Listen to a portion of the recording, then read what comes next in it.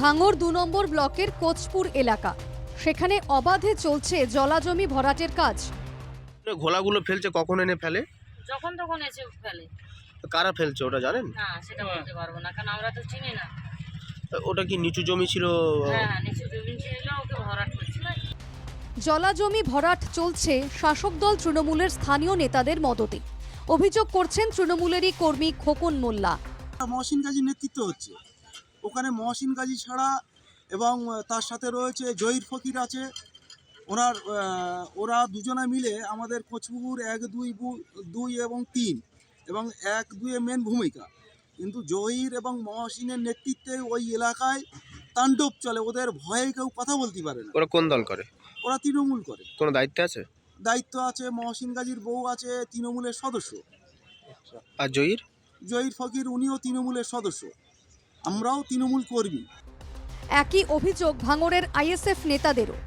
ওই ব্যামতা 1-2 বাহনঘাটা ওই এলাকায় বিভিন্ন জলা জমিতে শুরু করে রেড লাইনের জায়গা, ওই এলাকার তৃণমূলের হারমাদদের মদতে ওই সমস্ত জায়গাগুলো তারা ভরাট করে বিভিন্ন কোম্পানির হাতে, বিভিন্ন তৃণমূলের নেতাদের পার্টি অফিস, বিভিন্ন তৃণমূলের ব্যবসা দোকানপাট হারে এই সমস্ত কাজ করছে।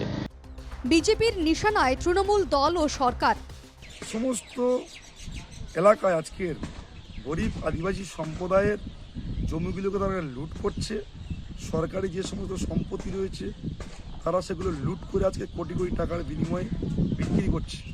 সমস্ত জলাভূমিগুলোকে আজকে ভরাট করে তারা কিন্তু একটা জঙ্গল রাজ চালাচ্ছে, মাফিয়া রাজ চালাচ্ছে।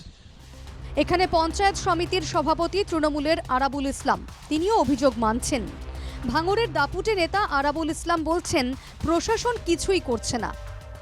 আমি এর আগেও শুনেছি, দুবার শুনেছি, প্রশাসনকে বলার চেষ্টা করেছি। এর আগের ওসি ছিল, তাকে বলেছিলাম, তিনি কিছু করেননি। এখন নতুন ওসি এসছে, আমরা আইসি, আমার তার সাথে এখনো কথা হয়নি।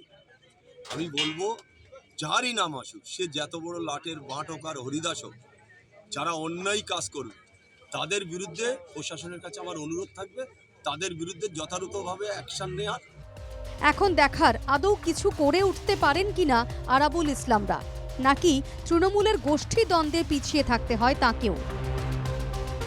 ভাঙড় থেকে আলমগীর মোল্লা, NKTV বাংলা।